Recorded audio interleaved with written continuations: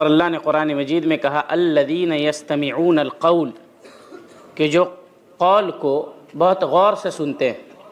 یستمعون کا مطلب بڑا غور سے سنتے ہیں بات کو، کتاب و سنت کی بات کو۔ فیتبعون احسنہ، غور سے سننے والے پھر اس کی اچھی سے پیروی بھی کرتے ہیں، اس کو اچھے سے مانتے بھی۔ اولئک الذین ھداھم اللہ، ایسے ہی لوگوں کو، یعنی جو باتوں کو غور سے سنتے ہیں، کتاب و سنت کی بات کو پھر اس کی اچھے سے پیروی کرتے ہیں، اللہ ایسے لوگوں کو ہدایت دیتا ہے۔ اور جب ہدایت مل جاتی ہے وَأُولَئِكَ هُمْ أُولُو الْأَلْبَابِ، تو پھر ان کی عقل بھی پختہ ہو جاتی ہے، یہ عقل والوں کے صف میں شمار ہوتے ہیں۔ گویا دین کے اوپر عمل کرنے والا عقل مند ہے، جو دین پر عمل نہیں کرتا ہے اس کے عقل میں کمی ہے، تب تو وہ اپنے رب کی اس راہ کو اختیار نہیں کرتا جس راہ پر بڑے بڑے چل کر کے کامیاب ہوئے۔ تو بہرحال مسئلہ بہت اہم ہے۔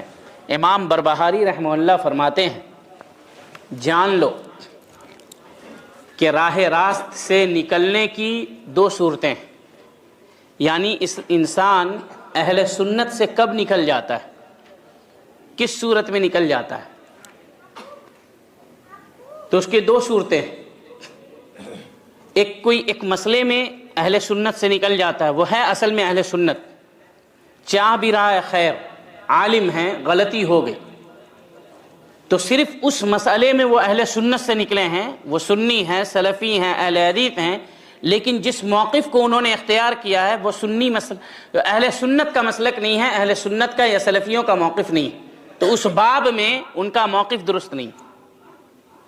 ایک آدمی ہیں، ایک عالم ہیں جو کتاب و سنت کی نشر و اشاعت کرتے ہیں، سلفیت ان کی ہمیشہ ترجیح ہوتی ہے، لوگوں کو صحابہ کرام کی تعلیمات سے، ان کی تربیت سے جوڑنے کی ہمیشہ کوشش کرتے ہیں، لیکن کسی ایک آدھ دو تین موقف ایسا ہے جو سلف صالحین کے خلاف ہے، لیکن ان کا مقصد ہمیشہ کتاب و سنت کی بالادستی اور فہم سلف کی بالادستی ہوتی ہے۔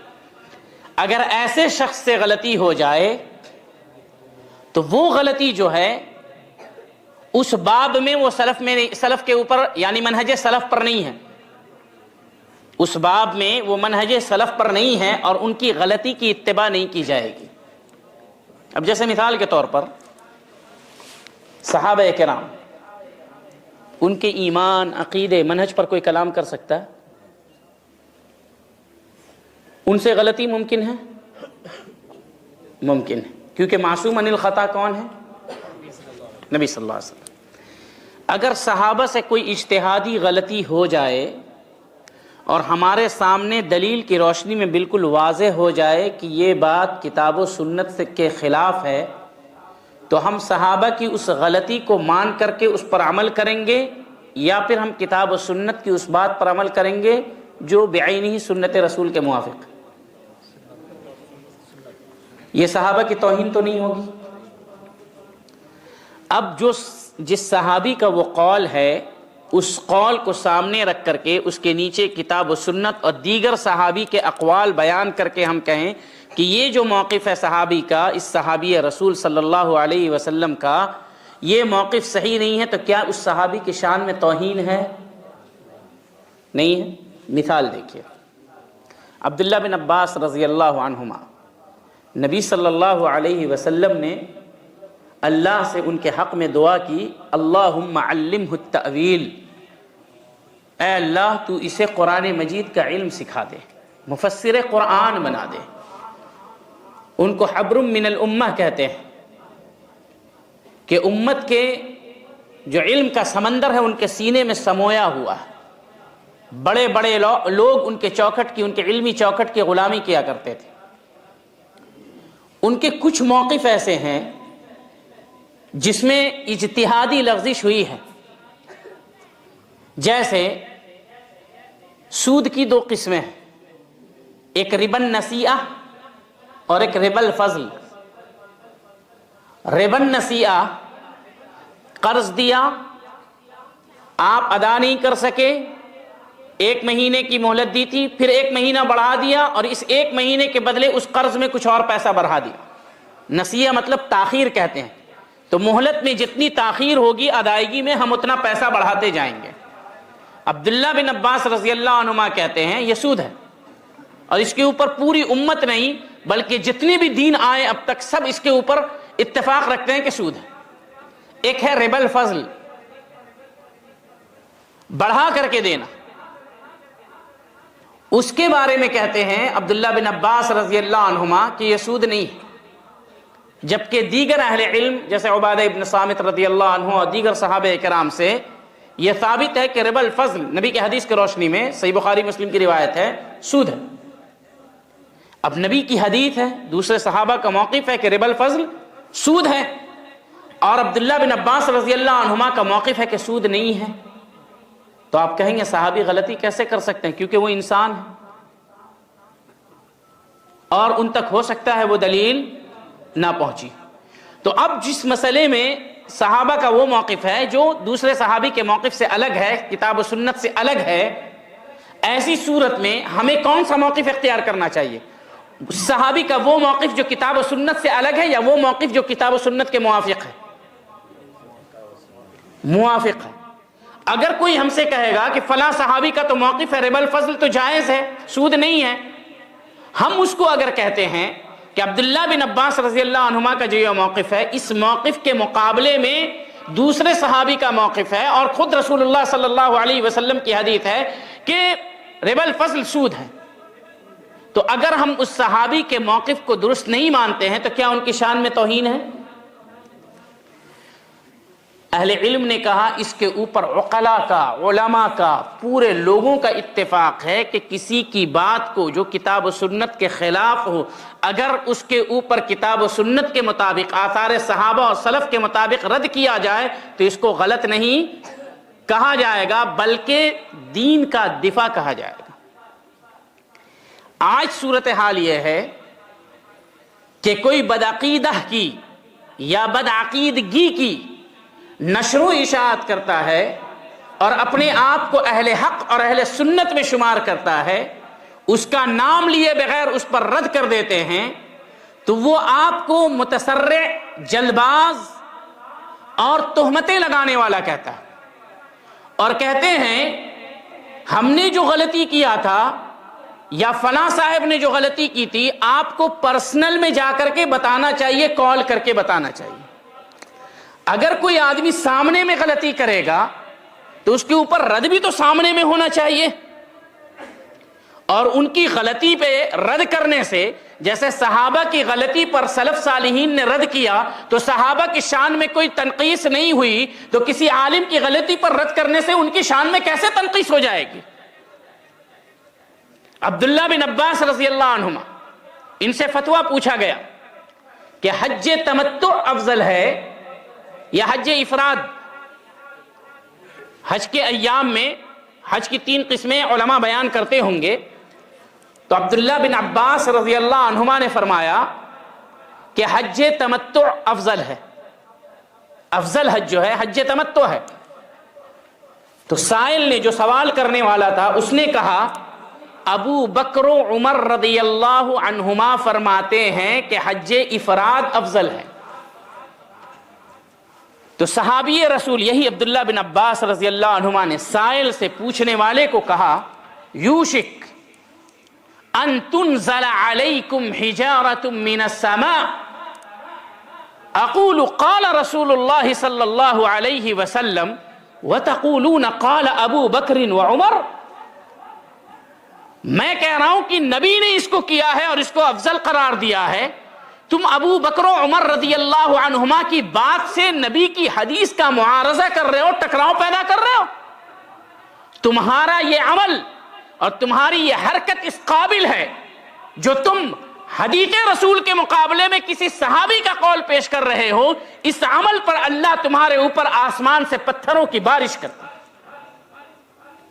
ایک صحابی رسول، ان کے سامنے ایک دوسرے صحابی کا قول پیش کیا گیا، اس حدیث کے مقابلے میں جو اس صحابی نے پیش کی تھی غصہ ہو گئے، بلکہ سامنے والے کو دھمکایا اور کہا کہ یہ حرکت تمہاری درست نہیں ہے، حدیث رسول کے مقابلے میں تم صحابہ کرام کا قول پیش کرو، یہ عمل درست نہیں ہے، حدیث رسول آ گئی آمنا صدقنا کہو، یہ عمل کرو گے تو سنت رسول کی مخالفت میں یا اس کے خلاف کسی کا قول پیش کرنے کی وجہ سے اللہ تم پر آسمان سے پتھروں کی بارش برسا سکتا ہے۔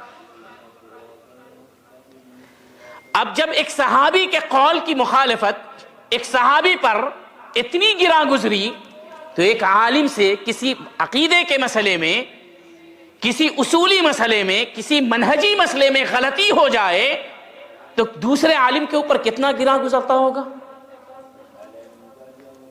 اب سوال یہ ہے کہ جب عبداللہ بن عباس رضی اللہ عنہما کی یہ بات حضرت عمر رضی اللہ عنہ یا ابو بکر رضی اللہ عنہ کو پتہ چلی تو کیا انہوں نے کہا کہ تم میرے خلاف بد کلامی کرتے ہو؟ بلکہ عبداللہ بن عمر رضی اللہ عنہما سے یہی مسئلہ پوچھا گیا، یہی مسئلہ حج افراد حج تمتع کا، تو عبداللہ بن عمر رضی اللہ عنہما نے کہا امر رسول اللہ صلی اللہ علیہ وسلم احق ان یتبع ام امر عمر، کہ نبی اکرم صلی اللہ علیہ وسلم کی بات ماننے کے زیادہ قابل ہے یا میرے والد اور خلیفہ مسلمین عمر ابن خطاب رضی اللہ عنہ کی۔ ایک بیٹے نے ایک خلیفۃ المسلمین اور اپنے والد کا تمام احترام رکھتے ہوئے ان کے موقف کی مخالفت کی۔ تو اگر کسی کے موقف سے، کسی عالم کے موقف سے کسی دوسرے عالم جو اختلاف ہوتا ہے اور کتاب و سنت کی روشنی میں اسے بیان کرتے ہیں وہ عالم یا علماء، تو سامنے والے کو برانگیختہ اور غصہ نہیں ہونا چاہیے اور اسے اپنی کسر شان نہیں سمجھنی چاہیے کہ اس میں میری شان گر گئی، بلکہ یہ سوچنا چاہیے کہ جس مسئلے میں نے لغزش کی، میرے فلاں بھائی نے اٹھ کر کے وہاں پر دین کا دفاع کیا اور صحیح میری رہنمائی کرنے کی کوشش کی۔ لیکن ہر بات کو جب مقصد اپنے نفس کی طرف دعوت ہو تو ایک بات کی بھی مخالفت انسان کو گراں گزرتی ہے، لیکن جب مقصد کتاب اللہ اور سنت رسول کی بالادستی ہو، صحابہ کرام کے منہج کی نشر و اشاعت ہو، تو انسان اپنے آپ کو غلط ٹھہرا کر کے اس غلطی کو قبول کر کے سنت کی بالادستی کو قائم رکھتا ہے۔ یہی سلف صالحین کا موقف ہے۔ چنانچہ ابن عقیل الحنبلی رحمہ اللہ گزرے ہیں، بڑے عالم تھے۔ انہوں نے بعض مسائل میں معتزلہ کی تائید کی اور سلف صالحین کے عقیدے کی مخالفت کی اور پرزور مخالفت کی۔ اس سلسلے میں انہوں نے ایک کتاب لکھ دی۔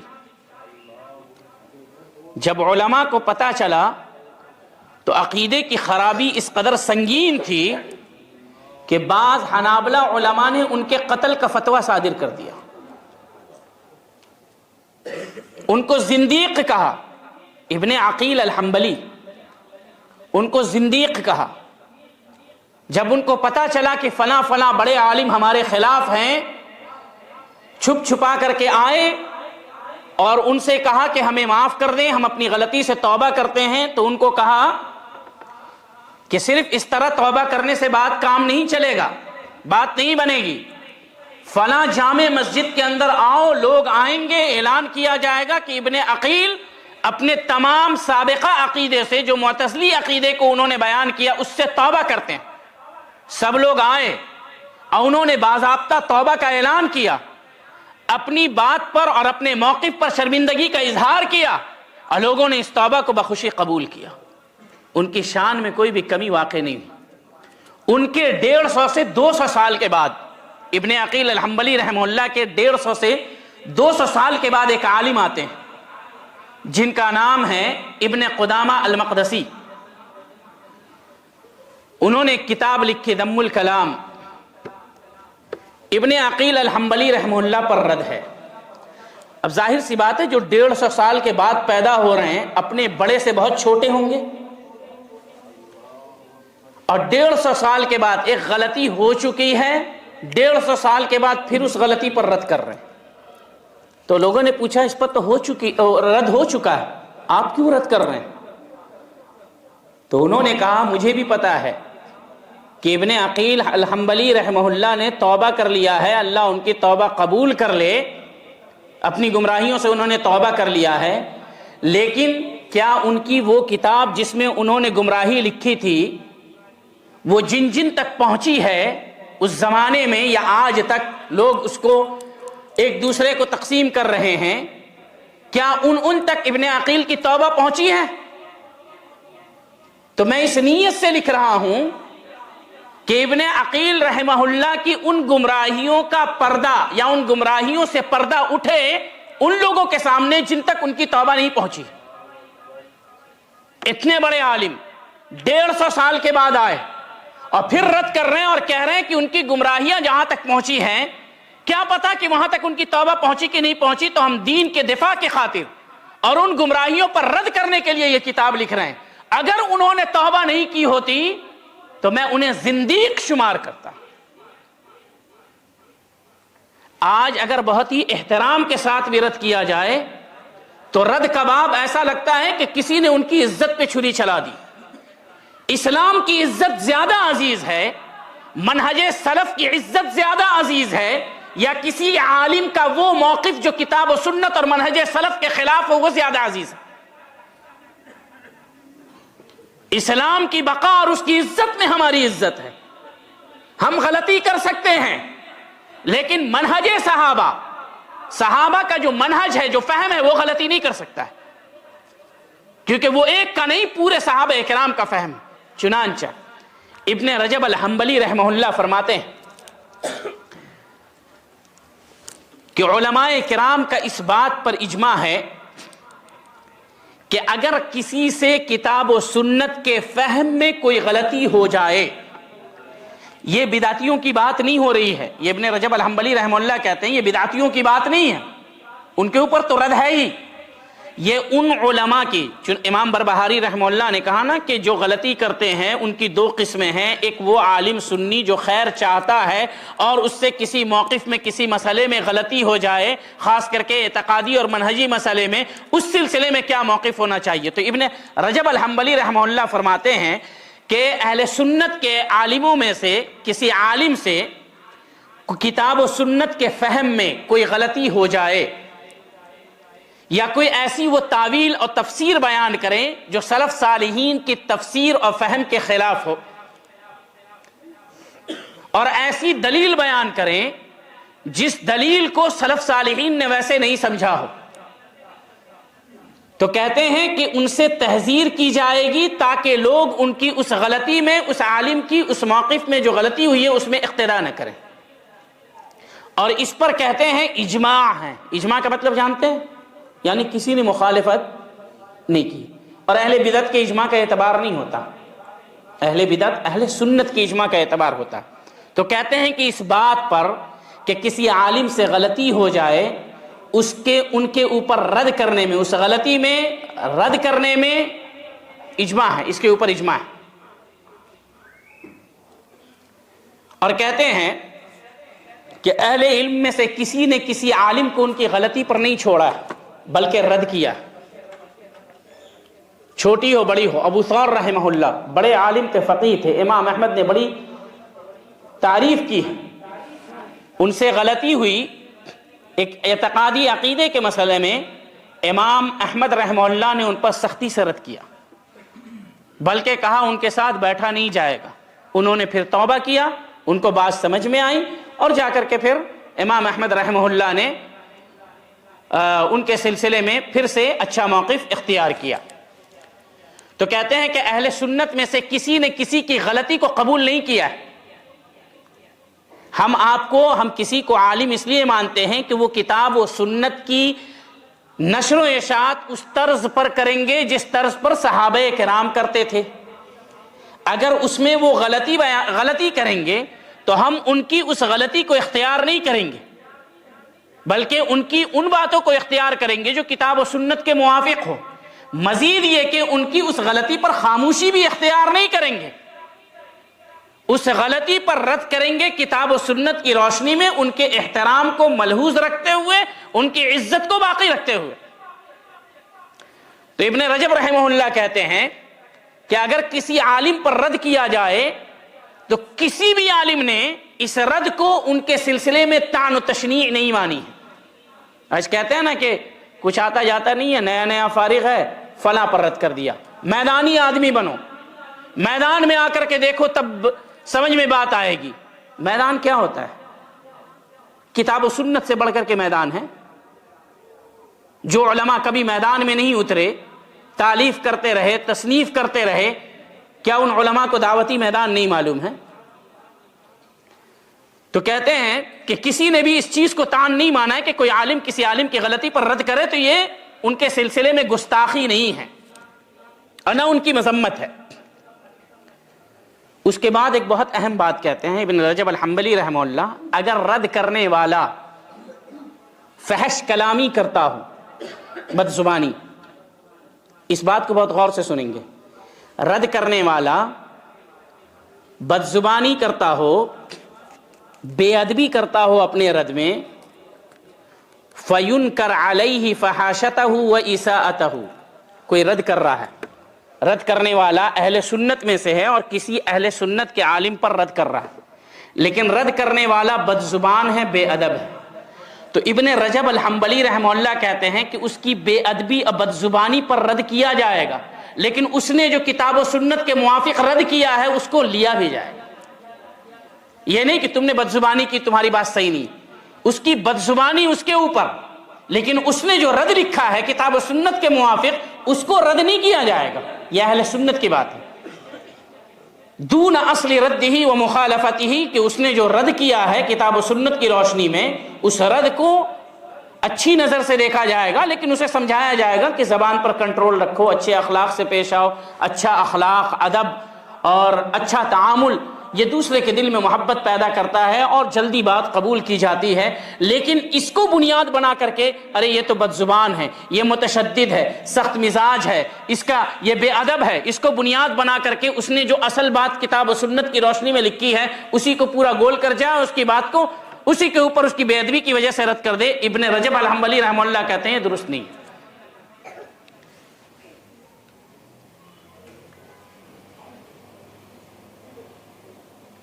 اور کہتے ہیں کہ علماء جو ایک دوسرے پر رد کرتے ہیں کسی غلط موقف میں، ان کا مقصد حق کا، اس حق کا اظہار ہوتا ہے جس حق کو لے کر کے نبی صلی اللہ علیہ وسلم آئے تھے. کیونکہ ایک عالم کو پوری شریعت کا علم ہو یہ ضروری نہیں ہے، ایک عالم کو پوری شریعت کا علم ہو یہ ضروری نہیں ہے. تو جتنا علم ہے اس کے مطابق تو وہ صحیح بات کہیں گے، لیکن جہاں پر علم نہیں ہے وہاں پر اجتہاد کریں گے تو غلطی کریں گے. اب امام ابو حنیفہ رحمہ اللہ سے کہیں پر اجتہادی غلطی ہوئی ہے تو ہم اس کو حدیث کی روشنی میں بیان کرتے ہیں تو ان کی شان میں تنقیص تھوڑی نہ ہے. اصل میں تو وہ نبی صلی اللہ علیہ وسلم کی سنت کا بیان ہے، وہ بھی یہی چاہتے تھے، تمام ائمہ یہی چاہتے تھے کہ ان کی غلط بات کو چھوڑ دیا جائے اور نبی کی سنت کو اختیار کیا جائے.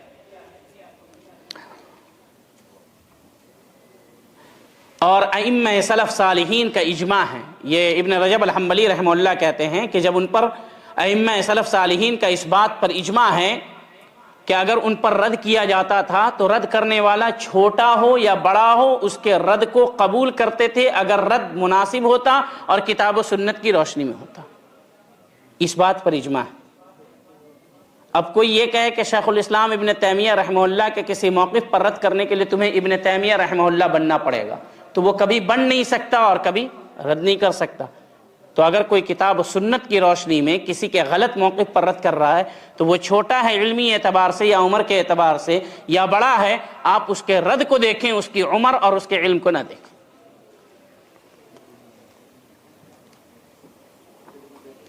خلاصہ کلام یہ کہ جو باتیں یا جو آرٹیکلز یا جو موقف یا تعامل درست نہیں ہے، کتاب و سنت کے خلاف ہے، اس کے اوپر شرعی دلائل سے رد کیا جائے گا. اور اس چیز کو علماء پسند کرتے تھے رد کو، اور رد کرنے والے کی تعریف کیا کرتے تھے. یمدحون فاعلہ ویثنون علیہ، یہ غیبت کے باب میں داخل نہیں ہوگا. مان لیا جائے، ابن رجب الحنبلی رحمہ اللہ کہتے ہیں مان لیا جائے کہ کسی عالم نے غلطی کی اور اس بات کو ناپسند کرتے ہیں کہ ان کی غلطی پر کوئی رد کرے، تو کہتے ہیں فلا عبرت بکراہتہ لذلک، ان کا کوئی اعتبار نہیں ہوگا ان کی ناپسندیدگی کا، کیونکہ حق کا اظہار کرنا ہے، کسی کی پسند اور ناپسند کا خیال نہیں رکھنا ہے. بل الواجب علی المسلم ان یحب ظہور الحق ومعرفت المسلمین بہ، اور مسلمان پر واجب ہے کہ حق کو پسند کرے چاہے وہ کسی کی جانب سے ہو، اور اپنی غلطی کا اعتراف کرے، اور غلطی کا اعتراف لوگوں کے درمیان کرے کہ ہم فلاں مسئلے میں مجھ سے غلطی ہو گئی ہے۔ کہتے ہیں کہ یہ تمام بات جو ہے اہل سنت کے بارے میں، اہل سنت والجماعت کے بارے میں، جو سنی سلفی اہل حدیث عالم ہیں ان کی سے غلطی ہو جائے تو یہ موقف ہے۔ اہل بدعت و ضلالت ہے، گمراہ لوگ ہیں، بدعتی ہیں، تو ان کے اوپر تو بلا کسی اعتراض کے چونچرا کے رد کیا جائے گا۔ تو اہل سنت کے بارے میں یہ بات ہے، تو پھر اہل بدعت کے بارے میں اور کیسی بات ہونی چاہیے۔ اس کے بعد کہتے ہیں وَمَن تَشَبَّهَ بِالْعُلَمَاءِ وَلَيْسَ مِنْهُمْ، جو علماء کی شکل و صورت اختیار کرے، عالم نہیں ہے، علم حاصل نہیں کیا، اساتذہ کا کوئی پتہ نہیں ہے، کتاب سے علم حاصل کیا ہے، بردرس ہے جس کا کوئی شیخ نہیں، علم کی راہ میں علم کی راہ میں وقت نہیں گزارا، ٹائم نہیں لگایا، علماء سے علم حاصل نہیں کیا، اگر کوئی عالم نہیں ہے اور علماء کی صورت اختیار کرتا ہے، کتاب و سنت کی تبلیغ میں لگ جاتا ہے بغیر علم کے حصول کے، تو اس کی جہالت کو، یہ لفظ ہے، اس کی جہالت کو بیان کرنا، اس کے عیب کو بیان کرنا واجب اور ضروری ہے، تاکہ لوگ اس کی غلطیوں کی اقتداء اور پیروی نہ کریں۔ اور بہت سارے لوگ ہیں ایسے، دو چار کتاب پڑھ لیا۔ بردرس جو ہے یہ اصطلاح بہت پرانے زمانے سے، یہ لوگ علماء سے دو تین علماء کی مجلس میں بیٹھتے ہیں اور ان کو لگتا ہے اب کچھ سیکھ گئے، اس سے الگ ہو جاتے ہیں، الگ ہو کر کے ایک اپنا موقف، اور کہتے ہیں ہم بھی تو شیخ الاسلام نے تیمیہ کا قول نقل کرتے ہیں، ہم بھی تو ابن باز رحمہ اللہ کا قول نقل کرتے ہیں، جیسے آپ نقل کرتے ہیں، جیسے آپ نقل کرتے ہیں ویسے ہم بھی نقل کرتے ہیں۔ تو پھر وہ صاحب جن کے سینٹر کے نیچے ایک دکاندار ہے جو ان کے سینٹر میں جا کر کے انہی کی تقریر میں شریک ہوتا ہے، ان کی تقریر دو چار یاد کر رکھا ہے اسی بردرس کی، کیا وہ بردر صاحب اس دکاندار کو یا رکشہ والے کو اسٹیج دے کر کے تقریر کروائیں گے؟ کیونکہ وہ وہی بات بولیں گے جو آپ بول رہے ہیں۔ تو جو چیز ان کے لیے جائز نہیں ہوگی آپ کے لیے کیسے ہو جائے گی؟ علم کا ایک پروسیس ہوتا ہے، اساتذہ سے علم حاصل کرنا، علم کو ہضم کرنا، اور جو طریقہ ہے سلف صالحین کا اس طریقے پر علم حاصل کرنا۔ اور جب تک کسی کے شیخ کا پتہ نہ ہو کہ کن لوگوں سے علم حاصل کیا ہے، کہیں سے بھی کوئی سرٹیفکیٹ آپ کو دکھا دے تو اس کے اوپر یقین نہ کریں، جیسا کہ ابھی بتایا کہ کسی کی کوئی بات آئے تو فلا تعجلن، جلد بازی نہ کرو، علماء سے پوچھ لو ان کے بارے میں۔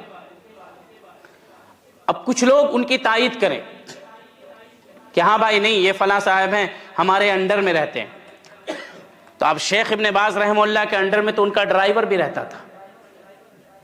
انڈر میں رہنے کا مطلب کہ طالب علم کی حیثیت سے رہے، علماء کے انڈر میں طالب علم کی حیثیت سے رہے۔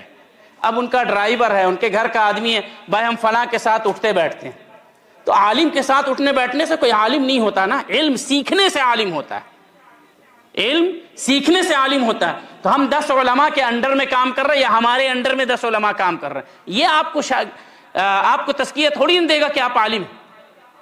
آپ نے علم کا جو طریقہ ہے وہ اختیار کیا ہے کہ نہیں؟ دعوت و تبلیغ کے لیے یہ چیز بہت ضروری ہے، کیونکہ اللہ رب العالمین نے فرمایا قُلْ هَذِهِ سَبِيلِي أَدْعُو إِلَى اللَّهِ عَلَى بَصِيرَةٍ، کہ میں اللہ کی طرف بلاتا ہوں، دعوت دیتا ہوں۔ اے نبی کہیے کہ میں اللہ کی طرف جو تم لوگوں کو بلاتا ہوں وہ بصیرت کی بنیاد پر، علم کی بنیاد پر، علم کتاب و سنت کا علم ہوتا ہے۔ تو جو ابن باز رحمہ اللہ کا قول نقل کر رہے ہیں یا ابن عثیمین رحمہ اللہ کا قول نقل کر رہے ہیں، تو ان سے پہلے بھی علماء کرام کے فتاوے اور ان کے اقوال کو پڑھ لیتے کہ فتویٰ دینے کا اہل کون ہوتا ہے، جو ہر مسئلے کا جواب دے۔ عبداللہ بن مسعود رضی اللہ عنہ نے کہا کچھ برادرز کی پہچان یہ ہوتی ہے کہ کسی سوال میں ولا ادری کہنا نہیں جانتے ہیں، تو کہا جو ایسا کرے، عبداللہ بن مسعود رضی اللہ عنہ نے کہا ہوا مجنون، پاگل ہے وہ آدمی، ممکن ہی نہیں ہے۔ امام مالک رحمہ اللہ سے 36 یا 40 سوال کیا گیا، 3-4 سوال کا جواب دیا اور باقی میں کہے لا ادری۔ نبی صلی اللہ علیہ وسلم سے سوال کیا گیا کہ ای البقاء خیر، کہ سب سے بہترین حصہ زمین کا کون سا ہے؟ نبی صلی اللہ علیہ وسلم نے کہا واللہ اعلم۔ جبریل علیہ السلام سے پوچھا تو پھر جا کر کے سائل کو بتایا کہ فلاں فلاں جواب ہے اس کا۔ لا ادری کہنا جو نہیں جانتا ہے یہ اس کی جہالت کی دلیل ہے۔ تو اہل سنت میں سے اگر کوئی غلطی کرتے ہیں عالم میں سے تو ان کی غلطی پر رد کیا جائے گا، خاموش نہیں رہا جائے گا، لیکن رد کرتے وقت ان کا احترام، ان کی عزت کو ملحوظ رکھنا ضروری ہے، اور رد کرنے والے کو بھی چاہیے کہ شخصیت کے بجائے جو انہوں نے غلطی کی ہے اس غلطی کو اجاگر کر کے، اور مقصود اللہ کی رضا ہو اور اصلاح ہو، مقصود اپنی شخصیت کا ظہور نہیں ہو۔ اگر مقصد یہ ہے کہ ہم اپنے آپ کو، لوگ ہم کو سمجھیں کہ ہم بہت جاننے والے ہیں، تو پھر یہ ریاکاری ہے، یہ چیز اللہ کو پسند نہیں ہے۔ ایک باطل پر رد کرنے کے لیے ہم باطل راستے کو اختیار کرنا ہے، مقصود اللہ کی رضا ہو، اس غلطی کے اندر لوگوں کی رہنمائی ہو اور لوگوں کی اصلاح مقصود ہو۔ دوسرا وہ آدمی جو حق سے سرکشی کرے، اپنے پیش رو تقوی شعاروں کی مخالفت کرے، تو ایسا شخص خود گمراہ ہے، دوسروں کو گمراہ کرنے والا ہے۔ اس امت کا حد درجہ سرکش شیطان ہے، اس بات کا سزاوار ہے کہ جو اسے جانے، لوگوں کو اس سے ڈرائے، چوکنا کرے، اور انہیں ان کے حقیقت حال سے آگاہ کرے، تاکہ کوئی اس کی بدعت میں پڑ کر کے ہلاک نہ ہو۔ ہمارے یہاں یہ جو ابھی برادرز میں نے بتایا نا، تمام فتنوں کی جڑ یہی، جنہوں نے علم حاصل نہیں کیا اور اپنے قدم کتاب و سنت کے راستے میں انہوں نے لگا دیے، کوئی قرآن کی تفسیر لکھا ہے، کہاں کے وکیل صاحب ہیں تفسیر لکھ رہے ہیں، صحافی جرنلسٹ ہیں تفسیر لکھ رہے ہیں، کوئی آدمی بڑی یونیورسٹی کھولنے ہیں تفسیر لکھ رہے ہیں، کس نے حق دیا تفسیر لکھنے کے لیے؟ اور اس میں بھی اپنی رائے کا استعمال کر رہے ہیں۔ تفسیر کو نبی صلی اللہ علیہ وسلم کی احادیث، قرآنی آیات، نبی صلی اللہ علیہ وسلم کے احادیث، اقوال صحابہ اور سلف صالحین کی اقوال کی روشنی میں سمجھنا ہے۔ وہ اپنی رائے بیان کر رہے ہیں۔ سر سید کو دیکھے تفسیر انہوں نے لکھ ڈالی، ان کے شاگرد حمید الدین فراہی انہوں نے تفسیر لکھ ڈالا، اس کے بعد مولانا امین احسن اصلاحی انہوں نے بھی تفسیر لکھ دیا، ان کے بعد مولانا مودودی، ڈاکٹر اسرار ان کے بعد، اور پھر جاوید احمد غامدی، یہ سارے لوگ۔ انکار سنت کی جڑ جو شروع ہوئی ہے یہ سب اسی کے برانچز ہیں، اور سب معتزلی افکار کے، ٹوٹل معتزلی افکار کے۔ اب اس راستے سے آتے ہوئے اہل حدیثوں میں کچھ لوگ ہیں، ان کی اچھی اچھی باتوں کو لے لیں۔ شہد میں زہر ملا ہے، کسی کو دے کر کے کہتے ہیں شہد الگ کر کے کھا لو، زہر اس سے نکال دو، کیسے ممکن ہے؟ اس کو خالص شہد کیوں نہیں دیتے ہیں؟ کمی ہے اس کی۔ ابھی میں نے کہا کہ اگر آپ کہتے ہیں ان کے پاس جو اچھی بات ہے، وہ اچھی بات اہل حق کیا ہے کہ نہیں؟ اگر نہیں ہے تو اہل حق باطل، کیونکہ اللہ کا دین مکمل ہے، اور ہے تو آپ اس کی رہنمائی ان کی طرف کریں۔ آپ خیانت کرتے ہیں دوسری کی طرف رہنمائی کر کے، جنہوں نے امت کو گمراہ کیا ہے۔ آج سے 60-70 سال پہلے جو لوگ ہیں اس وقت کے، یا 50 سال پہلے، کیا ہمارے ملک میں معاویہ رضی اللہ عنہ کے خلاف کسی کی زبان کھلتی تھی؟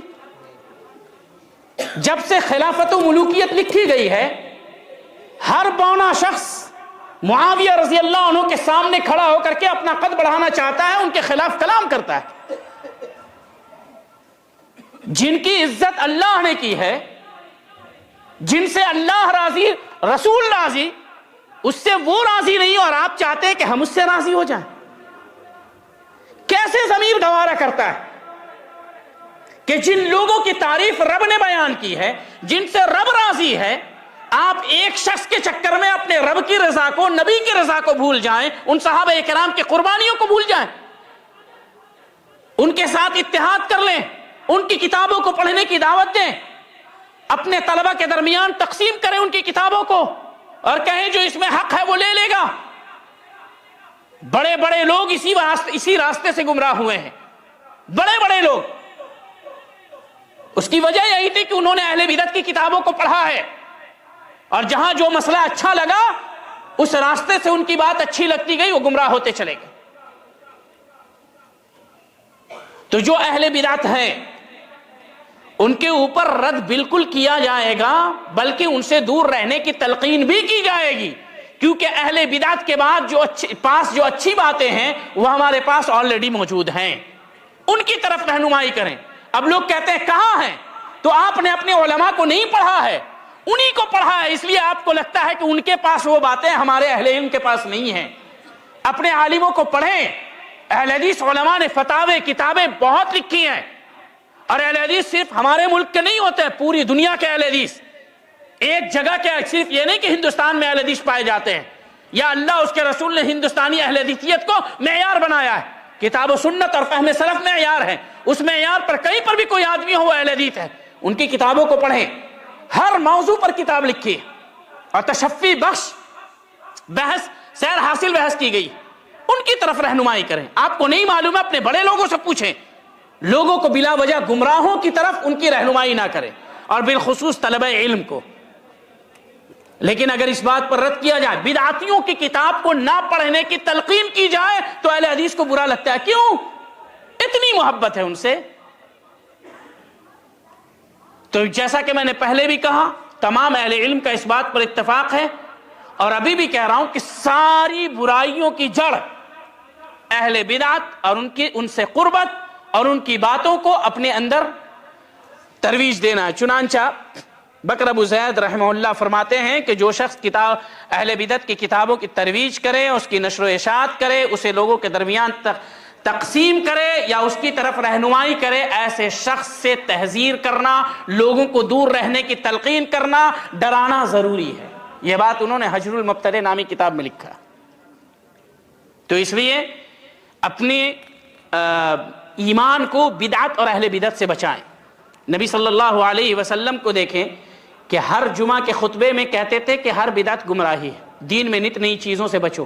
حالانکہ نبی کے زمانے میں کوئی بدعتی موجود نہیں تھا، تمام صحابہ کرام تھے، اور صحابہ کرام میں سے بھی کوئی بدعت میں ملوث نہیں ہوئے۔ اس کے باوجود ان صحابہ کرام کو بدعت سے دور رہنے کی تلقین کرتے تھے جو کبھی ملوث نہیں ہوئے، تو پھر ہم لوگوں کو کس قدر تلقین کرنی چاہیے آپ تصور کر سکتے ہیں۔ تو اس لیے بدعت اور اہل بدعت پر رد کرنا، ہمیشہ رد کرنا، لگاتار رد کرنا، یہ اہل سنت کا وتیرہ اور شیوہ رہا ہے، ان سے دور رہنے کی تلقین کرنا۔ تو یہی کہتے ہیں کہ اس بات کا سزاوار ہے کہ جو اسے جانے، لوگوں کو اس سے ڈرائے، چوکنا کرے اور انہیں اس کی حقیقت حال سے آگاہ کرے، تاکہ کوئی اس کی بدعت میں پڑھ کر کے ہلاک و برباد نہ ہو۔ ابھی ایک یوٹیوب چینل ہے، اس پر ڈیبیٹ چلتی ہے۔ اس ڈیبیٹ میں، اس اسٹریم میں ایک ملحد کو بلایا گیا، ایک ملحد کو۔ مناظرے کے تعلق سے بات آئے گی، لیکن وَالشَّيْءُ بِالشَّيْءِ یُذْکَر کے تحت میں ذکر کر رہا ہوں۔ ملحد نے اپنی بات رکھی، اس کے شبہات کا جواب دیا گیا۔ کیسا دیا گیا یہ اہل علم جانتے ہیں۔ اس ملحد سے، اسی چینل سے، اس ملحد کو ایک اہل حدیث طالب علم نے، ایک اہل حدیث سلفی لڑکے نے اس کو سنا۔ وہ ان علماء نے جو جواب دیا ان سے متاثر ہونے کے بجائے وہ اس ملحد سے متاثر ہوا، الحاد کے دروازے تک پہنچ گیا۔ اللہ جزائے خیر دے، ایک عالم ہے، دکتور ہیں، بہت کوششوں کے بعد، بہت سمجھانے کے بعد ابھی اسے خدا کے، اللہ کے وجود پر یقین آیا ہے۔ 3 سے 4 مہینے کی بات ہے۔ آپ کیا سمجھتے ہیں دوسروں سے مناظرہ کریں گے اور اس میں آپ جیت جائیں گے اور اپنی واہواہی کریں گے اور لوگوں کے درمیان جو شبہات پھیلیں گے؟ یہ ضروری تو نہیں نا کہ میں جو بات بیان کرنا وہی آپ کے دل کو بھائے۔ کوئی بدعتی آئے گا، ہم سے اچھا بولنے والا ہوگا، اس کا انداز اچھا ہوگا، فصاحت ہوگی، بلاغت ہوگی، طریقہ اچھا ہوگا، دلوں کو موہ لینے والا ہوگا، میرے مقابلے میں اس کی بات آپ کو اچھی لگے گی تو آپ اسی کے پیچھے چلیں گے نا۔ تو آپ اسٹیج فراہم کر رہے ہیں۔ اگر کوئی اس پر بولتا ہے اور بتاتا ہے کہ اس کی خطرناکی اور سنگینی کیا ہے، تو آپ کو لگتا ہے کہ وہ آپ کے اوپر کلام کر رہا ہے۔ نہیں، وہ لوگوں کے عقیدے کی حفاظت چاہتا ہے جیسے سلف صالحین چاہتے تھے۔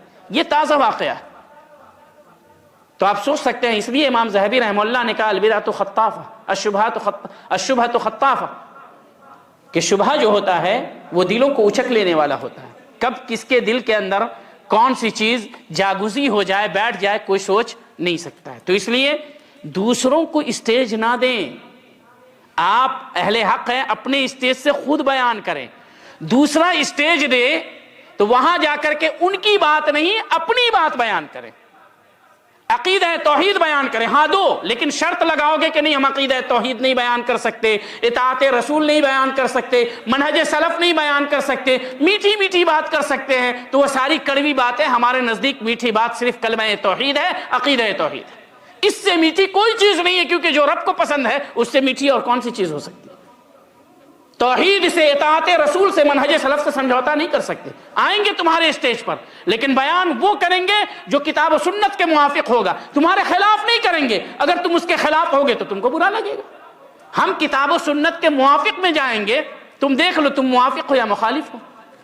اپنا اسٹیج نہ دیں، بلائیں جائیں لیکن کتاب و سنت کے موافق بولیں، سامنے والے کی چاہت کے موافق نہ بولیں۔ اس کے بعد کہتے ہیں بربہاری رحمہ اللہ، اور اللہ آپ پر رحم فرمائے، کہ جان لو کسی بندے کا ایمان مکمل نہیں ہو سکتا یہاں تک کہ وہ اتباع کرنے والا، کس کی؟ نبی صلی اللہ علیہ وسلم کی، تصدیق کرنے والا اور تسلیم کرنے والا ہو جائے۔ اتباع ہم لوگ سب کرتے ہیں، دعویٰ بھی کرتے ہیں ہم نبی صلی اللہ علیہ وسلم کی اتباع کرتے ہیں، اور ظاہر سی بات ہے کہ جنت میں جانے کے لیے صرف توحید کا اختیار کرنا کافی نہیں ہے، اتباع رسول بھی ضروری ہے، کیونکہ اصل توحید یہی ہے کہ توحید کو نبی کی اتباع کے ذریعہ سمجھا جائے۔ اللہ نے قرآن مجید میں فرمایا فَلَا وَرَبِّكَ لَا يُؤْمِنُونَ حَتَّى يُحَكِّمُوكَ فِي مَا شَجَرَ بَيْنَهُمْ ثُمَّ لَا يَجِدُوا فِي أَنفُسِهِمْ حَرَجًا مِّمَّا قَضَيْتَ وَيُسَلِّمُوا تَسْلِيمًا۔ اللہ نے اپنی قسم کھائی اور کہا تیرے رب کی قسم، مومن نہیں ہو سکتے کون لوگ؟ اللہ نے ذکر کیا حَتَّى يُحَكِّمُوكَ فِي مَا شَجَرَ بَيْنَهُمْ۔ پکا مکمل مومن بننے کی شرط یہ ہے اپنی زندگی کے، عقیدے کے، دین کے، دنیا کے، گھریلو، تجارت، اقتصاد، سارے معاملات میں آپ نبی کو حکم اور جج تسلیم نہ کر لیں۔ مطلب اپنی زندگی کا کوئی بھی فیصلہ چھوٹا ہو یا بڑا ہو نبی کی سنت کے راستے سے ہٹ کر کے نہ کریں، اس کا حل نبی کی سنت میں تلاشیں۔ وہ اجازت دیتی ہے، وہاں سے اگر کلین چٹ ملتا ہے تو آپ آگے بڑھیں، نہیں ملتا ہے تو آپ جان لیں کہ اس کے بعد آپ آگے بڑھیں گے تو سوائے گمراہی اور شیطان کے راستے کے کچھ نہیں ملے گا۔ تو اللہ نے کہا فَلَا وَرَبِّكَ لَا يُؤْمِنُونَ حَتَّى يُحَكِّمُوكَ، آپ کو ہر معاملے میں جج مان لیں۔ جج ماننے سے صرف نہیں چلے گا، فِي مَا شَجَرَ بَيْنَهُمْ ثُمَّ لَا يَجِدُوا فِي أَنفُسِهِمْ حَرَجًا مِّمَّا قَضَيْتَ۔ دوسری بات، آپ کو جج مان لیا، اب جج ماننے کے بعد فیصلہ ہمارے خلاف بھی آ سکتا ہے اور ہمارے حق میں بھی آ سکتا ہے۔ تو اگر ہمارے خلاف فیصلہ آ گیا حدیث رسول کا، نبی صلی اللہ علیہ وسلم کا، تو نبی کے اس فیصلے سے دل میں کوئی تکلیف نہ ہو۔ اگر آپ نبی کو جج مانتے ہیں اور نبی کا کوئی فیصلہ آیا جو آپ کے عمل کے خلاف ہے، دل میں کراہت ہوئی، تکلیف ہوئی، تو آپ مومن نہیں ہیں، یہ اللہ کہہ رہا ہے۔ اور اتنا ہی نہیں کہ آپ نے نبی کو جج مان لیا، دل سے ان کے فیصلے کو مان لیا تو مومن ہو گئے، نہیں۔ وَيُسَلِّمُوا تَسْلِيمًا، جو فیصلہ آیا ہے عدالت نبوی سے، اس فیصلے کے سامنے سیرنڈر ہو کر کے اس کے مطابق اپنے معاملے کو درست کریں، تب جا کر کے آپ پکے مومن ہو سکتے ہیں۔ صرف دعویٰ سے کام نہیں چلے گا، صرف سنت رسول کو ماننے سے کام نہیں چلے گا جب تک کہ اس کے مطابق عمل نہ کریں۔ یہ بات اللہ رب العالمین نے قرآن مجید میں کہی ہے۔ تو یہی کہتے ہیں کہ جان لو کسی بندے کا ایمان مکمل نہیں ہو سکتا جب تک کہ وہ اتباع کرنے والا، تصدیق کرنے والا اور تسلیم کرنے والا نہ ہو جائے۔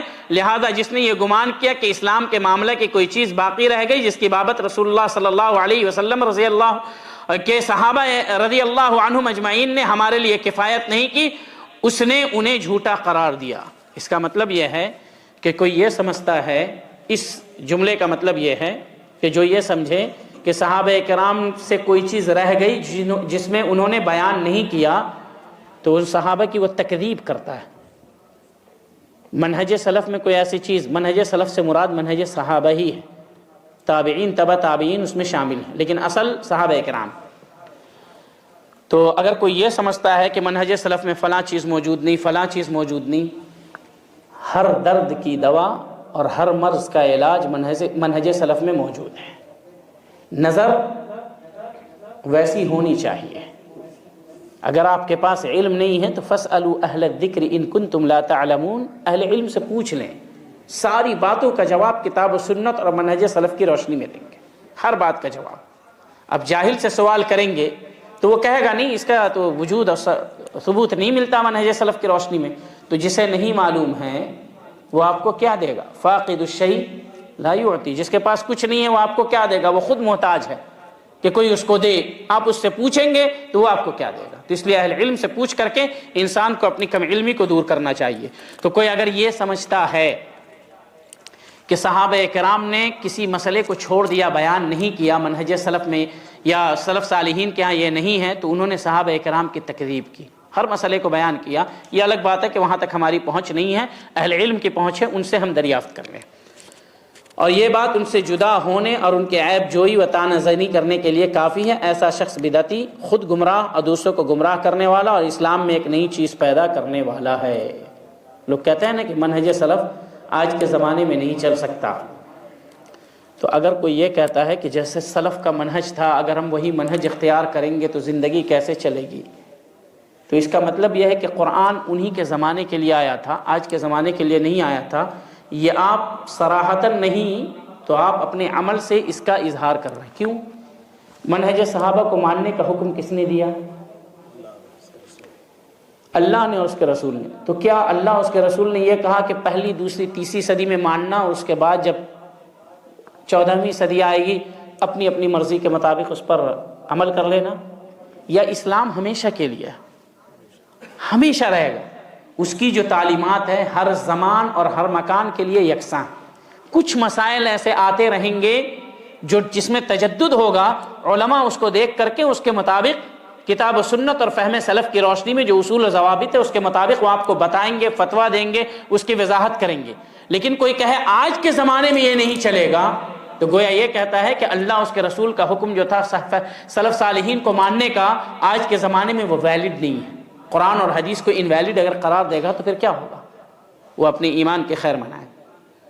تو ایسا شخص بدعتی ہے جو سلف صالحین کو نہیں مانتا ہے، وہ بدعتی ہے، یا یہ عقیدہ رکھتا ہے کہ انہوں نے کچھ باتیں چھوڑ دی، نہیں بیان کی، تو وہ بدعتی ہے۔ یہ امام بربہاری رحمہ اللہ کہہ رہے ہیں، اور دوسروں کو گمراہ کرنے والا، دین اسلام میں ایک نئی چیز پیدا کرنے والا، کیونکہ اللہ نے دین کو مکمل کر دیا ہے نبی کے زمانے میں، اور اس مکمل دین کو مکمل طریقے سے کس نے سمجھا ہے؟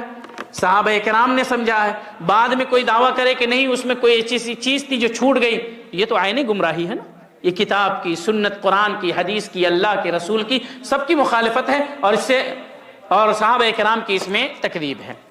اس کے بعد فرماتے ہیں امام بربہاری رحمہ اللہ، اور اللہ آپ پر رحم فرمائے، جان لو کہ سنت میں قیاس نہیں ہے، سنت میں قیاس نہیں ہے۔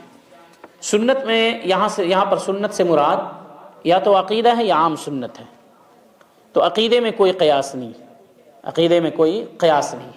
اگر سنت سے مراد ہم عقیدہ لیتے ہیں تو عقیدے کے باب میں کوئی قیاس نہیں۔ اگر سنت سے مراد احادیث رسول لیتے ہیں، سنت ہی، تو سنت کے مقابلے میں کوئی قیاس نہیں، سنت کے مقابلے میں کوئی قیاس نہیں ہے، جیسا کہ اہل علم کا اصول ہے لا قیاس مع نص، نص کی موجودگی میں، حدیث رسول کی موجودگی میں قیاس کا کوئی اعتبار نہیں ہوگا۔ تو کہتے ہیں سنت میں کوئی قیاس نہیں ہے کہ جب سنت آ جائے تو اپنی عقلی گھوڑے کو مت دوڑا، اور نہ اس کے لیے مثال بیان کی جا سکتی ہے، نہ اس کے لیے مثال بیان کی جا سکتی ہے۔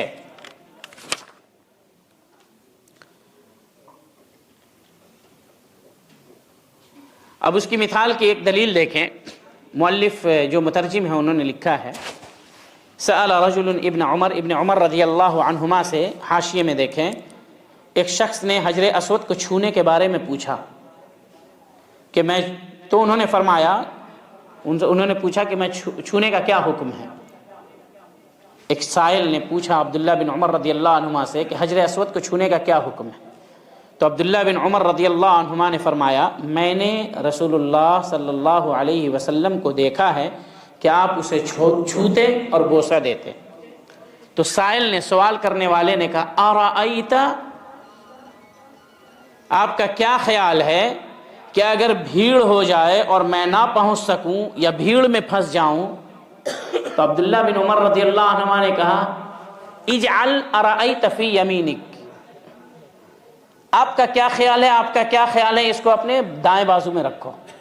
میں نے کہا نبی صلی اللہ علیہ وسلم چومتے تھے، تم کو موقع ملے چومو۔ ارأیت یہ سوال کرنے کی کیا ضرورت ہے، سنت واضح ہو گئی، اس پر عمل کرنے کا موقع ملتا ہے، کرو۔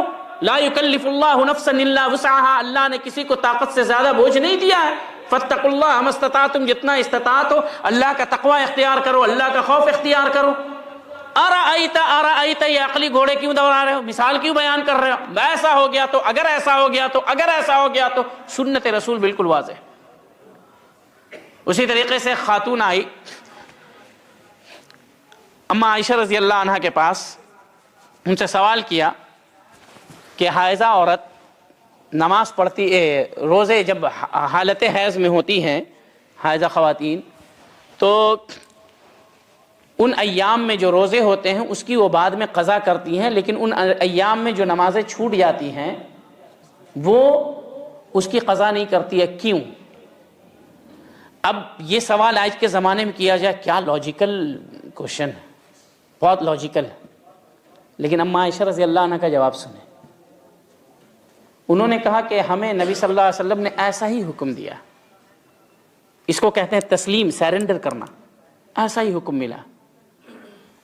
اس کے بعد والا جو جواب ہے، کہا کہ ایسا لگتا ہے کہ تم خارجی ہو، ایسا لگتا ہے کہ تم خارجیہ ہو، کیونکہ حدیث رسول کو عقل سے معارضہ کرنے والا، عقل لانے والا حدیث رسول کے مقابلے میں کوئی بدعتی ہی ہو سکتا ہے۔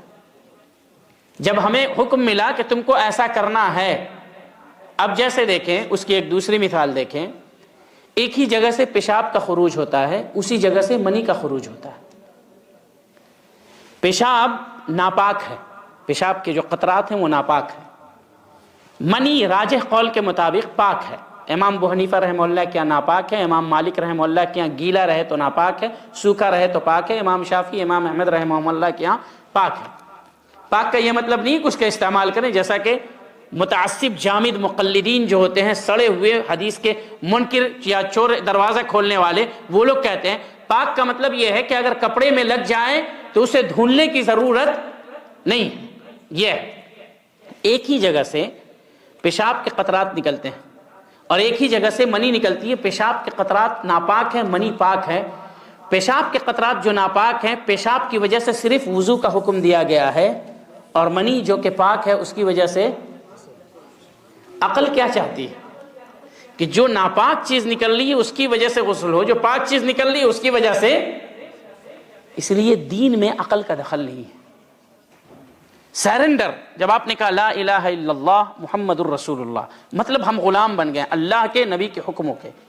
اب ہم اپنی عقل سے کچھ نہیں، ایک غلام جو ہوتا ہے اس کا کام صرف اپنے آقا کی بات کو ماننا ہوتا ہے، زبان چلانا نہیں ہوتا، عقلی گھوڑے دوڑانا نہیں ہوتا، کیونکہ عقل کی وادی میں جائیں گے آپ سے بھی بڑے بڑے عقل مند موجود ہیں، ایک سے ایک اشکال پیدا کریں گے۔ تو اس لیے عقلی گھوڑے نہیں دوڑانا ہے، جو سنت رسول ہے اس کو ماننا ہے، اس کے اوپر عمل کرنا ہے، دل کی سچائی کے ساتھ، پوری محبت کے ساتھ، پورے اخلاص و للہیت کے ساتھ۔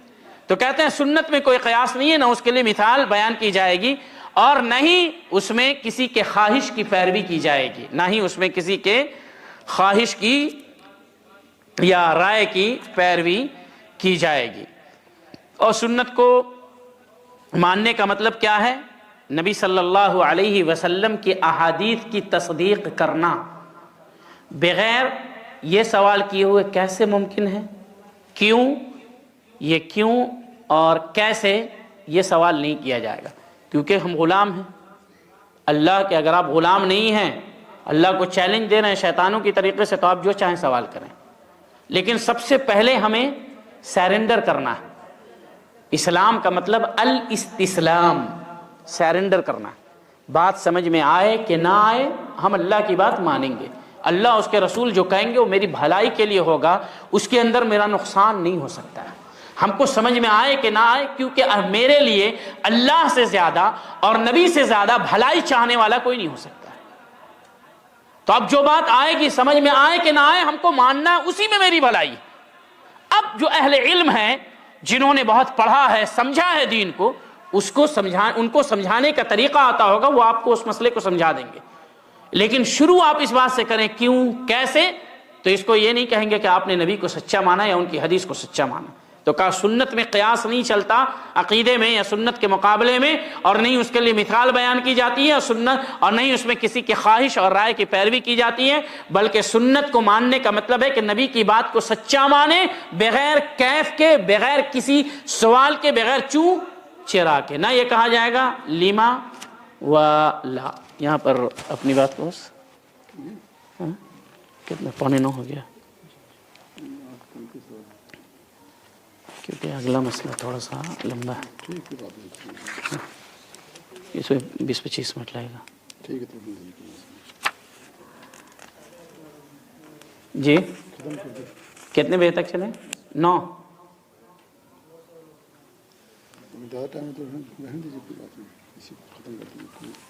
چلائیں گے آگے، کوئی مسئلہ نہیں، چلیں آگے تھوڑا سا چلیں گے۔ اس کے بعد فرماتے ہیں، آپ لوگوں کی رضامندی سے جا رہا ہوں، آگے بڑھوں انشاءاللہ۔ اس کے بعد اب جو مسئلہ ہے یہ مناظرہ، بیجا بحث و مباحثہ، جنگ و جدال الفاظ کے اس سلسلے میں کہتے ہیں امام بربہاری رحمہ اللہ، اور کلام، جھگڑا، لایانی بحث و مباحثہ اور بیجا تکرار بدعت ہے۔ علمی مناقشہ، علمی مباحثہ یہ بدعت نہیں ہے، لیکن بیجا مناظرہ، بیجا بحث و تکرار بدعت ہے، دل میں شک پیدا کرتی ہے، گرچہ آدمی نے حق اور سنت کو پا لیا۔ اس کا مطلب سمجھے، اس عبارت کا مطلب آپ لوگوں نے سمجھا؟ ایک آدمی ہے، اس نے مناظرہ کیا، بحث و مباحثہ کیا، بیجا جدال کیا، مناظرہ کیا، اور وہ حق تک پہنچ گیا، تو کہتے ہیں پھر بھی یہ چیز بدعت ہے، پھر بھی یہ چیز بدعت ہے، کیونکہ حق تک پہنچنے کا جو راستہ ہے وہ کتاب و سنت کا ہے، مناظرہ کا نہیں۔ مناظرہ احقاق حق اور ابطال باطل کے لیے عام طور پر نہیں کیا جاتا، اس میں مغالبہ پایا جاتا ہے۔ ہر فریق یہ سوچتا ہے فلاں پر ہم غالب ہو جائیں، جیت جائیں، اور سامنے والے کی دلیل کو توڑنے کے لیے وہ کہیں کی بات کو کہیں پر ملا دیتا ہے، کوئی بات جو اس نے صحیح کہی ہوتی ہے اسی بات کے خلاف وہ کہتا ہے۔ سامعین کے دل میں اسی سے شبہ پیدا ہوتا ہے، اس لیے اہل علم نے کہا ہے کہ مناظرہ اہل سنت کے اصول میں سے نہیں، مناظرہ اہل سنت کے اصول میں سے نہیں ہے، کیونکہ حق و ثواب تک پہنچنے کا جو ذریعہ ہے وہ کتاب و سنت کا راستہ ہے۔ اب جیسے مثال کے طور پر ہم ایک اسٹیج سجائیں، کسی بدعتی کو دعوت دیں، ہمارا اسٹیج ہے، شیخ بیٹھے ہیں، ہم بیٹھے ہیں، اور ہم ان سے کہیں، بات کو غور سے سنیں گے، ہم بیٹھے ہیں، شیخ بیٹھے ہیں، اور ہمارے دیگر مشائخ بیٹھے ہیں، اور ہم بدعتیوں کو دعوت دے رہے ہیں، آ جاؤ ہم سے سوال کرو۔ آتا ہے، سوال کرتا ہے، ہم اس کے شبہات کا رد کرتے ہیں۔ ہم لوگ عالم ہیں، بیٹھے ہیں، طالب علم ہیں، بیٹھے ہیں، رد کرتے ہیں۔ اس کا اسلام میں کیا حکم ہے؟ آپ لوگ کیا فرماتے ہیں؟ کیا فرماتے ہیں آپ لوگ؟ جواب دے، کوئی مسئلہ نہیں۔ دلیل، کسی کے صحیح کہنے کی بھی دلیل ہونی چاہیے اور غلط کہنے کی بھی دلیل ہونی چاہیے۔ غلط ہونے کی کیا دلیل ہے؟ آلریڈی، لیکن یہاں پر ہم نے کہا کہ جیسے 2-4 عالم اہل سنت کے بیٹھے ہیں، اہل حدیث بیٹھے ہیں، مان لیجئے مثال ہے یہ، سامنے ہم بدعتی کو دعوت دیتے ہیں کہ آپ آئیے ہمارے ساتھ اسٹیج شیئر کیجئے، اپنی بدعت کو یا اپنے شبہات کو ہمارے سامنے رکھیے، ہم اس پر رد کریں گے۔ سائل کی طرح یا اسٹیج پر آدمی بیٹھے ہیں، ان کے دل میں شک و شبہ پیدا ہو جائے گا۔ آپ جواب سے قریب ہوئے۔ مثال کے طور پہ ہم یہاں بیٹھے ہیں اور آپ کو کہنا ہے کھڑے ہوئیے، سوال کیجئے، عوام اہل حدیث کی یہ سب سن رہی ہے،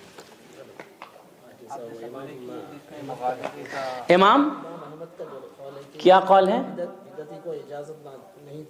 بدعتی کو اجازت نہ دے، یہی اصل چیز ہے۔ امام مالک رحمہ اللہ کے پاس جو آیا تھا سوال کرنے کے لیے، کئی سائل آئے تھے، اس میں سے ایک سوال کرنے کے لیے آیا تھا کہ میں قرآن کی آیت کے بارے میں سوال کرنا چاہتا ہوں۔ تو امام مالک رحمہ اللہ نے کہا میں تمہیں جواب نہیں دوں گا۔ تو انہوں نے کہا بس ایک آیت کی بات ہے، کہا میں جواب نہیں دوں گا۔ کیا امام مالک رحمہ اللہ کے پاس علم نہیں تھا، یا اتنے بڑے عالم نہیں تھے جتنے بڑے ہم لوگ ہیں، یا ان کے پاس فقاہت نہیں تھی، یا ان کے سامنے مصلحت نہیں تھی؟ کیوں امام مالک رحمہ اللہ نے منع کیا؟ بلکہ اس مجلس میں دیکھیں جو الرحمن علی العرش استویٰ کے بارے میں سوال کیا، وکیف استویٰ، جیسے سوال ہوا نا، شاگردان کہتے ہیں چہرے کا رنگ بدل گیا امام مالک رحمہ اللہ کے، اور چہرے کو جھکا لیا، پورا پسینہ آ گیا۔ اس لیے نہیں کہ اس نے بہت مشکل سوال کر دیا، اس لیے کہ اس نے جو سوال کیا تھا بہت ہی خطرناک تھا، اس غصے میں اور اس کڑن میں ان کے چہرے کا رنگ بدل گیا اور پسینہ آ گیا پیشانی کے اوپر، اور اس کا سوال کا جواب دیا کہ الاستواء معلوم، کیفا کا جواب نہیں دیا، الاستواء معلوم، کیسے مستوی ہے اس کا علم اللہ رب العالمین کو، استواء معلوم ہے، والکیف، کیفیت جو ہے اس کا علم اللہ رب العالمین کو، استواء جو ہے اللہ رب العالمین کا یہ معلوم ہے، اس کا علم ہے، قرآن مجید میں موجود ہے، اس کا معنی مفہوم ہے۔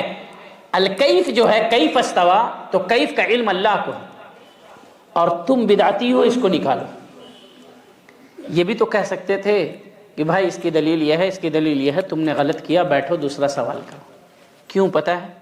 وہ لوگ اہل بدعت کو اپنی مجلس میں بلا کر کے اسٹیج اس لیے نہیں دیتے تھے تاکہ اس کے شبہات دوسرے کے دل میں واقع نہ ہو جائیں، کیونکہ وہ بدعتی آئے گا تو اہل سنت کی بات تو کرے گا نہیں، وہ اپنے موقف پر دلیل کتاب و سنت سے غلط استدلال اور غلط دلیل پیش کرے گا۔ سامنے والا جو عوام ہے، جو آپ کو سن رہی ہے، اس کے دل میں جو بات بیٹھے گی اور آپ جو جواب دیں گے وہ اس کو بھلا نہیں لگے گا، یا وہ بات اس کو بھلی نہیں لگے گی، وہ جواب اچھا نہیں لگے گا، تو پھر وہ گمراہی کا سبب ہوگا کہ نہیں ہوگا؟ اس لیے ایوب السختیانی رحمہ اللہ سے کسی نے کہا بس ایک سوال کرنا چاہتا ہوں، بدعتی تھا، کہا تم ایک بات کے بارے میں کہتے ہو، میں تمہاری آدھی بات نہیں سن سکتا، اس لیے نہیں کہ ان کو علم نہیں تھا، بہت علم تھا، علم کے سمندر تھے، ایک ایک جملے پہ وہ کئی مجلد لکھ سکتے تھے، لیکن اہل بدعت کے شبہات کو نہ سننے پر اہل سنت کا اجماع ہے۔ اب دیکھیے امام لالکائی رحمہ اللہ فرماتے ہیں، کیا فرماتے ہیں؟ میں نے مثال بیان کی، جیسے ہم اہل حدیث اسٹیج سجائیں، بدعتیوں کو بلائیں، آؤ بھائی فلاں شبہ پیش کرو، ابھی مان لیے کہ لیلۃ النصف من شعبان ہے، آنے والی ہے، اس کے تعلق سے بہت سارے شبہات ہیں، اس کے لیے ہم بدعتیوں کو دعوت دیتے ہیں، آؤ اپنی شبہات پیش کرو، ہم جواب دیں گے۔ اس صورت مسئلہ کو میں بیان کر رہا ہوں، ان کے شبہات کا ہم کیسے جواب دیں گے اس کے بعد میں بیان کروں گا۔ تو یہ جو صورت مسئلہ ہے کہ ہم لوگ بیٹھیں اور بدعتیوں کو دعوت دیں، آئیے اور ہمارے سامعین آپ کو سن رہے ہیں، آپ اپنے شبہات پیش کیجئے، ہم جواب دیں گے، یہ صورت مسئلہ ہے۔ تو امام لالکائی رحمہ اللہ فرماتے ہیں کہ مسلمان کے اوپر سب سے بڑا ظلم جو ہوا ہے وہ بدعتیوں کے سے مناظرے سے ہوا ہے۔ ما جنا علی المسلمین جنایتا اعظم من مناظرۃ المبتدعہ، سب سے بڑا ظلم بدعتیوں مسلمانوں پر جو ہوا ہے بدعتیوں سے مناظرے کی وجہ سے ہوا ہے یا اس کے سبب سے ہوا ہے۔ بدعتیوں کو اس زمانے میں غلبہ حاصل نہیں تھا، لوگ پوچھتے نہیں تھے، پوچھتے تو چھوڑ دیجیے، تھوکتے نہیں تھے، ہر جگہ ذلیل تھے، کوئی اسٹیج نہیں دیتا تھا۔ فکر کیا انہوں نے، میری طرف سے نہیں ہے، بولیں گے آپ اپنی جانب سے، ان کی عبارت میں پڑھ دوں گا، وَلَمْ يَكُنْ لَهُمْ قَهْرٌ وَلَا ذِلٌّ أَعْظَمَ مِمَّا تَرَكَهُمُ السَّلَفُ عَلَى تِلْكَ کہتے ہیں کہ سلف نے ان کو بالکل چھوڑ رکھا تھا، ان کو موقع بالکل بھی نہیں دیتے تھے، کوئی پوچھتا نہیں تھا. یموتون من الغیظ کمدا ودردا، اسی کڑھن میں وہ لوگ مرے جاتے تھے. کاش کے اسٹیج مل جاتا، کاش کے اپنی بات پھیلانے کا کوئی موقع مل جاتا. اس کے بعد کہتے ہیں ولا یجدون الی اظہار بدعتہم سبیلا، بدعت کے اظہار کے لیے، پھیلانے کے لیے انہیں کوئی اسٹیج نہیں ملتا تھا، کوئی راستہ نہیں. اہل سنت اپنی عوام کو سمجھا رہے ہیں، بدعتیوں کو آنے نہیں دے رہے ہیں. کوئی شبہ پیش کر رہا ہے اس کو اپنی عوام کے سامنے اس پر رد کر رہے ہیں، لیکن ان کو شبہات پیش کرنے کا موقع نہیں دے رہے ہیں. اس کے بعد سنیں، کہتے ہیں حتی جاء المغرورون ففتحوا لهم الیہا طریقا وصاروا لهم الى ہلاک الاسلام دلیلا حتی کثرت بینہم المشاجرہ وظہرت دعوتهم بالمناظرہ وطرقت اسماع من لم يكن عرفها من الخاصة والعامة حتی صاروا الى الہلاک. کہتے ہیں کہ بعد میں کچھ مغرور قسم کے لوگ آئے، دھوکے میں پڑے ہوئے لوگ آئے. ففتحوا الیہم طریقا، انہوں نے راستہ کھولا، آئیے ہمارا اسٹیج ہے، آپ نہیں بولیے گا، صرف شبہ پیش کیجئے گا، دلیل ہم دیں گے، رد ہم کریں گے. کیا ہوا؟ اسلام کی ہلاکت کے لیے انہوں نے راستہ کھول دیا. ان کے درمیان مشاجرہ، اختلاف، جدال بڑھنے لگا، کیونکہ اب بدعتی تو اپنے شبہات کو ڈال کر کے چلا جاتا ہے. اب اس سے متاثر ہونے والے لوگ جو ہوتے ہیں، اب ان کا سوال آتا ہے، ٹھیک ہے یہ بات تو ہو گئی، لیکن اس صاحب نے یہ بھی کہا تھا، آپ نے کیوں جواب نہیں دیا؟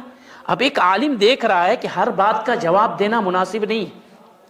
کچھ باتیں ایسی ہیں جس پر خاموش رہنا واجب ہے، اس میں ہم داخل ہوں گے تو اور بھی بہت ساری راہیں کھلیں گی، تو خاموش رہنا ضروری ہے، حکمتیں ہوتی ہیں. اب وہ بدعتی جو شبہ پھیلا کر کے گیا ہے، لوگ پوچھتے ہیں کہ آپ نے اس کا جواب دیا، اس کا جواب نہیں دیا، تو آپ کہیں گے تم نہیں سمجھو گے. تو وہ تو آپ نے کہہ دیا تم نہیں سمجھو گے، اب اس کو تم نہیں سمجھو گے والی بات کو اس سے سمجھنے جائے گا. کیا آپ نے جو یہ کہا تھا آپ کے پاس کوئی دلیل ہے؟ نوجوان علماء یہ اہل حدیث ہوتے ہیں، آپ کے پاس کوئی دلیل ہے؟ وہ کہے گا ہاں دلیل ہے، قرآن سے دلیل پیش کرے گا، قل بفضل اللہ وبرحمتہ فبذلک فلیفرحوا. یہ تو عید میلاد النبی منانے کی دلیل ہے، اللہ کی رحمت پر خوش ہوا، اللہ نے کہا ہے، نبی اللہ کی رحمت نہیں ہے، وما ارسلناک الا رحمتا للعالمین. کہاں بات تو صحیح ہے، تو اللہ کا فضل نہیں ہے نبی ہمارے اوپر، نبی کو بھیج، ہمارے درمیان نبی کو بھیج کر کے کتنا بڑا احسان کیا ہے، اس پر تو اللہ نے کہا خوش ہونے کے لیے، آپ کے مولانا کہتا ہے نہیں خوش ہونے کے لیے. اب اس آدمی کو تو بات سمجھ میں آ گئی، اس نے دلیل صحیح پیش کی لیکن استدلال غلط کیا. کیونکہ وہی عالم اس استدلال کا جواب اگر دیتے کہ صحابہ نے ویسے نہیں سمجھا جیسے تم نے سمجھا ہے، تم صحابہ کے راستے سے ہٹے ہو، یہ اس لیے گمراہی والا استدلال ہے. لیکن عام آدمی کو یہ بات سمجھ میں نہیں آتی ہے نا. اب وہ ان کی بات سمجھ کر کے آپ نے جو دلیل دی واقعی میں دل کو چھو لے جانے والی ہے، وہ پورا دل اسے دے کر کے چلا آیا. یہیں سے گمراہی پیدا ہوتی ہے. اس کے بعد کہہ رہے ہیں وَظَهَرَتْ دَعْوَتُهُمْ بِالْمُنَاظَرَةِ، اہل بدعت کی دعوت کو جو ترویج ملی، اس کی نشر و اشاعت ہوئی اہل سنت سے مناظرے کے نتیجے میں. وَطَرَقَتْ أَسْمَاعُ مَنْ لَمْ يَكُنْ عَرَفَهَا مِنَ الْخَاصَّ وَالْعَامَّةِ، کہ عوام میں سے اور خواص میں سے جو ان کی بدعت کو، شبہات کو نہ بھی جانتے تھے، ان کے شبہات ان کے کانوں تک بھی پہنچ گئے، اور یہاں سے گمراہی کا آغاز ہوا. تو اب جو یہ صورتحال ہے، صورت مسئلہ ہے کہ ہم اپنا اسٹیج یا کسی جگہ پر لوگوں کو بلا کر کے اور کہیں کہ آپ اپنے شبہات کو پیش کریں، ہم اس پر رد کریں گے، تو ان کو شبہات کو پیش کرنے کا موقع نہ دیں اللہ کی خاطر. آپ کہیں گے پھر رد کیسے کریں؟ بہت آسان طریقہ ہے، آپ ویسے ہی اسٹیج سجائیں، آپ کہیں کہ فلاں کچھ لوگوں کا ایسا ایسا شبہ ہے، اس کو پیش کرنا، وہ شبہ پیش کرے، اس کے بجائے آپ اس کو اجمالاً اختصار کے ساتھ اس کے شبہ کو رکھیں کہ کچھ اہل بدعت استدلال کرتے ہیں نبی صلی اللہ علیہ وسلم کی ولادت کا جشن منانے پر فلاں فلاں آیت سے، اس میں یہ آیت ہے لیکن اس سے استدلال غلط ہے کیونکہ اس کی یہ اسباب. شبہ بھی بیان ہو گیا، تفصیلاً بھی بیان نہیں ہوا، اور اس کے اوپر رد بھی ہو گیا. یہی اہل علم کا طریقہ رہا ہے. تو پہلا جو صورت مسئلہ ہے اس میں وہ شخص جو الحاد کے دہلیز تک پہنچا تھا جس کا واقعہ میں نے بیان کیا ہے وہ اسی راستے سے. تو آپ اپنا اسٹیج کسی بدعتی کو ملحد کو اپنے شبہات کو شیئر کرنے کے لیے نہ دیں. اور جو ہر آدمی ہر چیز کو جہاں پر لائک کمنٹ کرتے رہتے ہیں یہ آپ جا کر کے لوگوں کو ترغیب دیتے ہیں. ہاں یہ شخص فلاں مسئلے میں اچھا ہے، فلاں مسئلے میں اچھا ہے. منکرین سنت بدعت، تھوڑی سی بھی بدعت ہے جیسا کہ میں نے کہا اس کو برداشت نہ کریں. تھوڑی بدعت بڑی بدعت کی طرف رہنمائی کرتی ہے. ہاں مناظرہ کبھی کبھی ضروری ہو جاتا ہے اور اہل علم نے کیا ہے. اس سلسلے میں بعض اہل علم نے کہا ہے کہ اگر مناظرہ اس طریقے سے ہو جیسا کہ امام صابونی رحمہ اللہ نے نقل کیا ہے کہ وہاں پر عوام نہ ہوں تو یہ سب سے بہتر ہے. کیونکہ مناظرے میں کچھ ایسی باتیں آتی ہیں جو عوام کے فہم کے بالکل اوپر ہوتی ہے، وہ نہیں سمجھ پاتی ہے. اب سامنے والا علم کلام جانتا ہے، منطق جانتا ہے، اس کو کتاب اللہ سنت رسول سے کوئی، اور جو گمراہی ہوتی ہے وہ لوگوں کو اٹریکٹ کرتی ہے. بھائی اس نے جیسے میں نے ابھی لاجک والی بات کی نا، کیا لاجک پیش کیا. اللہ نان فزیکل ہے، لاجک پیش کیا. اللہ نان فزیکل ہے. اللہ، یہ معتزلہ کا عقیدہ ہے. ابھی جو مناظرہ ہوا اس نے اپنی گفتگو کا آغاز یہی سے کیا، اللہ نان فزیکل ہے. یہی تو معتزلہ کہتے ہیں، اللہ کی صفات نہیں. ان اللہ لیس لہ جسم، اور اس جسم کی آڑ میں وہ اللہ کے تمام صفات کا انکار کرتے ہیں. ایک آدمی اللہ کو نان فزیکل کہہ رہا ہے، پورے صفات کا انکار کر رہا ہے، اور آپ اس کی تعریف میں رطب اللسان ہے. آپ نہیں، عوام نہیں، ان کی بات کر رہا ہوں جو لوگوں کے لیے، جو لوگوں کے نزدیک معتمد ہے. تو آپ اپنی امانت داری کو، اہمیت کو سمجھیں کہ آپ لوگوں کے لیے خطاب کر رہے ہیں، لوگوں کو اللہ اس کے رسول سے، منہج سلف سے جوڑنے کا کام کر رہے ہیں. آپ کی ذمہ داری کیا ہونی چاہیے؟ صرف ریٹنگ کے چکر میں اور فالوورز بڑھانے کے چکر میں نہ رہیں، منہج سلف کو بڑھانے اور اس کی نشر و اشاعت کے چکر میں رہیں. دیکھیں کہ کس طریقے سے ہم شبہات پر قدغن لگا سکتے ہیں. یہ جو طریقہ ہے یہ طریقہ صحیح نہیں ہے. اس کے علاوہ جو دوسرا طریقہ اہل علم اختیار کرتے ہیں اس طریقے کو اختیار کیا جائے. شیخ الاسلام ابن تیمیہ رحمہ اللہ بھی شبہ لکھتے ہیں، اس کے بعد جواب لکھتے ہیں، ان کے شبہات کو بیان نہیں کرتے. آخری بات بیان کر کے اپنی بات کو ختم کروں گا. محمد امان الجامی رحمہ اللہ وغفر اللہ، سب جانتے ہیں ان کو، عقیدے کے بڑے امام تھے. لوگوں نے بہت، خاص کر کے اخوانیوں نے ان کے خلاف بڑا پروپیگنڈا کیا. ہمارے ایک استاذ ہیں، وہ کہتے ہیں، وہ ہمیں تدمریہ ایک کتاب ہے وہ پڑھاتے تھے مسجد نبوی میں. ایک عالم کی فراست دیکھیں، اس کی مصلحت دیکھیں. کہتے ہیں کہ ہمیں پڑھاتے تھے مسجد نبوی میں عقیدے کی کتاب التدمریہ.